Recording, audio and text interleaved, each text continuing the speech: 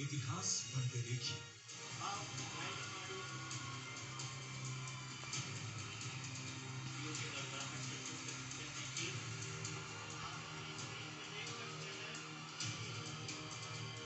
चांद के जिस हिस्से पर कोई नहीं पहुंच पाया, वहां अब भारत पहुंच गया है।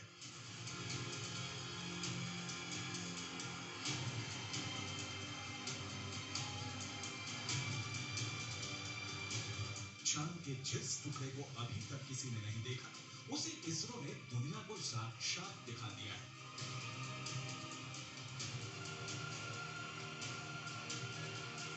यह मुमकिन हो सका है चंद्रयान 3 के चांद के दक्षिणी ध्रुव पर सॉफ्ट लैंडिंग से।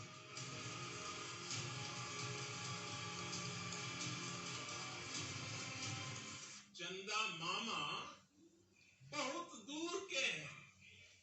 अब एक दिन वो भी आएगा जब बच्चे कहा करेंगे, चंदा मामा बस एक टूर के हैं। अद्भुत,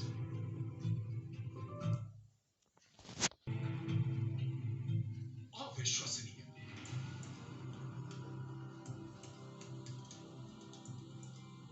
अकल्पनीय।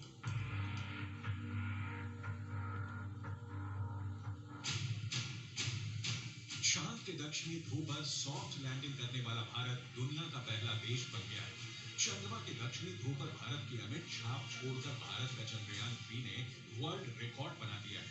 चांद के दक्षिणी ध्रुव पर उतरकर उसके दीदार करने का सपना ऐसे तो दुनिया के सभी बड़े बड़े देश देख रहे थे, लेकिन जीत का सेहरा भारत के सिर सजा है। भारत चंद्रमा के उस दक्षिणी ध्रुव पर पहुंचा है जहां आज तक दुनिया का कोई भी देश नहीं पहुंच सका। अब आज के बाद से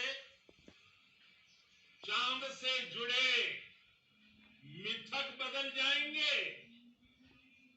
कथानक भी बदल जाएंगे और नई पीढ़ी के लिए कहावतें भी बदल जाएगी। इसरो के मिशन कंट्रोल रूम में तालियों की गड़गड़ाहट के बीच चंद्रयान 3 का लैंडर विक्रम चांद के दक्षिणी ध्रुव पर उतर गया है।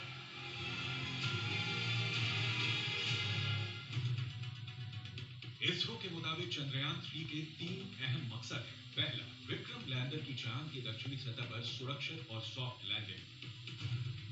दूसरा, प्रज्ञान रोवर को चांद की सतह पर चलाकर दिखाना। तीसरा, वैज्ञानिक परीक्षण करना।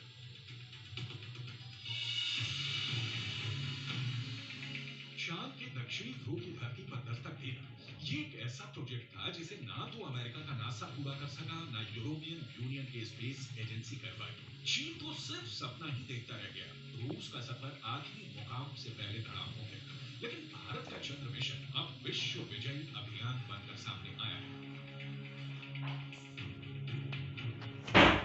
धरती से 3,84,000 किलोमीटर की दूरी तय करके चंद्रयान 3 का लैंडर विक्रम चांद के उस दक्षिणी ध्रुव पर पहुंच गया है जो रहस्यों से भरा है, जिसके सच से अभी पूरी दुनिया अनजान है।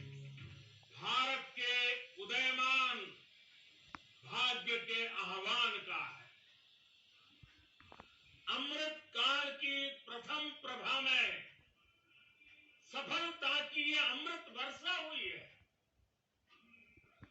हमने धरती पर संकल्प लिया और चांद पर उसे साकार किया।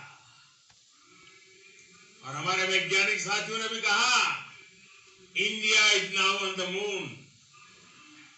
आज हम अंतरिक्ष में नए भारत की नई उड़ान के साक्षी बने। नासा का दावा है कि चांद के दक्षिणी ध्रुव पर बर्फ है। कई तरह के प्राकृतिक संसाधन भी हो सकते हैं, लेकिन दुनिया अब तक हकीकत से वाकिफ नहीं है। लेकिन अब विक्रम लैंडर के साथ गया प्रज्ञान रोवर इसे मुमकिन कर देगा। प्रज्ञान रोवर और विक्रम लैंडर 14 दिनों तक चांद के दक्षिणी ध्रुव के हर रहस्य से पर्दा उठाएंगे। नासा का मानना है कि चांद के दक्षिणी ध्रुव का बड़ा हिस्सा ऐसा है जहां सूरज की किरणें नहीं पड़ती। चांद के इस हिस्से में बड़े बड़े गड्ढे हैं जिसे अंतरिक्ष विज्ञान की भाषा में क्रेटर कहा जाता है। ज्यादातर गड्ढे ऐसे हैं जहां अरबों साल से अंधेरा है। नासा के मुताबिक गुप्त अंधेरे के बीच यहाँ बर्फ ही बर्फ जमा हो सकती है। चांद के दक्षिणी ध्रुव पर जमी बर्फ का विश्लेषण अब चंद्रयान 3 के विक्रम लैंडर के साथ गया प्रज्ञान रोवर करने वाला है।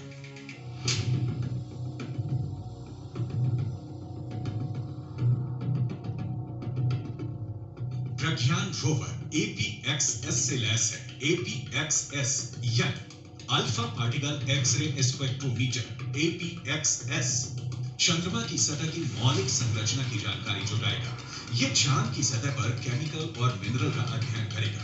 वो चंद्रमा के दक्षिणी ध्रुव की सतह की रासायनिक संरचना का पता लगाएगा। वहीं रोवर में लगा लिप्स यानी laser induced breakdown spectroscope landing site के आसपास की चांद की मिट्टी और चट्टानों में मैग्नीशियम और एल्यूमिनियम जैसे रासायनिक तत्व किस अनुपात में मौजूद है इसका विश्लेषण करेगा। रोवर जो डेटा इकट्ठा करेगा उसे लैंडर के पास भेजेगा। लैंडर उसे प्रोपल्शन मॉड्यूल के पास भेजेगा। प्रोपल्शन मॉड्यूल में एस बैंड ट्रांसपोंडर भी लगा है जिसका सीधा संपर्क इंडियन डीप स्पेस नेटवर्क के पास रहेगा। यानी जो सिग्नल लैंडर रोवर से मिलेगा उसे एस बैंड ट्रांसपोंडर भारत को भेजेगा। प्रज्ञान के काम की शुरुआत लेजर बीम के साथ होगी। लेजर बीम की मदद से रोवर चंद्रमा की सतह के एक टुकड़े को गिरा देगा। इस प्रक्रिया में मौके से जो गैसें निकलेंगी रोवर उन गैसों का विश्लेषण करेगा। अंदाजा ये भी है कि चांद के दक्षिणी ध्रुव पर अरब के रूप में जमा हो सकता है। अगर चंद्रयान 3 के रोवर ने इसकी पुष्टि कर दी तो चंद्रमा पर जीवन की संभावनाओं से जुड़े सटीक संकेत मिल सकते हैं। अगर संकेत सकारात्मक रहे तो चांद पर इंसानों की बस्ती बसाने का सपना भी साकार हो सकता है। बड़ा सवाल है, चांद पर कैसे बसेगी इंसानों की बस्ती? चांद पर बसे शहर का नजारा कैसा दिखेगा? क्या चांद की जमीन पर भी धरती जैसी फसल लहराएगी? क्या चांद की धरती पर खेती मुमकिन है?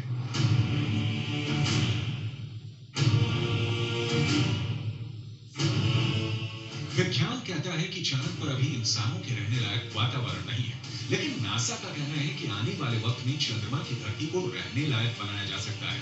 लेकिन दावे के मुताबिक चांद पर बसने वाली बस्ती नहीं होगी सस्ती। अंतरिक्ष में चंद्रमा धरती का सबसे करीबी पड़ोसी पिंड है। पिछले 6 दशकों में इंसानों ने 100 से भी अधिक मून मिशन को अंजाम दिया है। सभी मिशन को कामयाबी नहीं मिली, लेकिन इन मिशन ने चांद को सबसे ज्यादा खोजा जाने वाला स्थान बना दिया और अब चंद्रमा पर जीवन की संभावनाओं की तलाश हो रही है।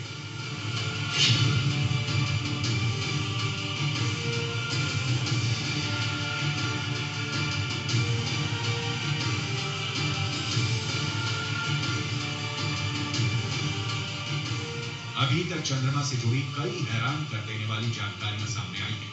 दावा किया जाता है कि चंद्रमा की मिट्टी में कई तरह के खनिज हैं। चांद की सतह पर पानी होने के भी सबूत मिल चुके हैं। वैज्ञानिकों का मानना है कि चांद पर जीवन के सबूत भी मिल सकते हैं। संभावना जताई जा रही है कि भविष्य में चंद्रमा पर मानव बस्ती बसाने का सपना पूरा हो सकता है, लेकिन ये काम इतना भी आसान नहीं है। चंद्रमा पर इंसान के कदम भले ही साल 1969 में पड़ गए हों,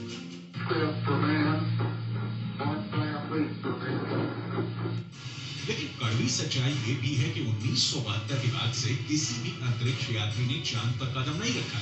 जब से इंसान ने चांद पर कदम रखा है तभी से वहां इंसानी बस्ती बसाने की चर्चा चल रही है। 1972 से अभी तक 51 सालों में कई मून मिशन भेजे गए और उससे जो जानकारी हासिल हुई उसके बाद से अब चांद पर मानव बस्ती का सपना जल्द आसान हो सकता है, लेकिन ये बहुत अधिक खर्चीला भी हो सकता है। क्योंकि अगर चंद्रमा पर कॉलोनी शुरू करने के लिए धरती से सामान भेजने होंगे तो ये काफी महंगा साबित होगा। एक अनुमान के मुताबिक सिर्फ 100 लोगों के लिए चांद पर जरूरी सामान भेजने के लिए करीब 1.25 लाख करोड़ रुपए का खर्च आएगा। ऐसे में अगर चांद पर इंसान को रहने लायक बस्ती बसानी है तो सबसे पहले रोटी, कपड़ा और मकान जैसी बुनियादी जरूरतों को पूरा करना होगा, जिसमें सांस लेने के लिए हवा, पीने के लिए पानी, पेट भरने के लिए खाना, हवा के दबाव से लैस रहने लायक छत और रोशनी के लिए बिजली जरूरी होगी। दावा है कि इनमें से ज्यादातर जरूरतों को चांद से ही पूरा किया जा सकता है। चंद्रयान 1 की मदद से चांद पर पानी होने की पुष्टि हो चुकी है। पानी की खोज के बाद इसरो अब चांद पर जमी बर्फ का विश्लेषण करने में जुटा है, चांद की सतह की बनावट को समझने में लगा है। नासा के मुताबिक चांद के दक्षिणी ध्रुव पर बर्फ है। बर्फ के साथ साथ वहां दूसरे प्राकृतिक संसाधन भी हो सकते हैं। साल 1998 में नासा ने मून मिशन के तहत ये बताया था कि दक्षिणी ध्रुव पर हाइड्रोजन है। नासा का दावा है कि अधिक मात्रा में हाइड्रोजन होने की वजह से वहां बर्फ होने की संभावना है। इसके अलावा चांद के दक्षिणी ध्रुव पर बड़े बड़े पहाड़ और कई गड्ढे हैं। ज्यादातर गड्ढे ऐसे हैं जहां अरबों साल से अंधेरा है। अमेरिका के नासा के मुताबिक घुप अंधेरे के बीच यहाँ बर्फ का जमाव हो सकता है। अंदाजा ये भी है कि चांद के दक्षिणी ध्रुव पर अरबों सालों से पानी बर्फ के रूप में जमा हो सकता है। अगर चंद्रयान 3 का लैंडर और रोवर चांद पर बर्फ की मौजूदगी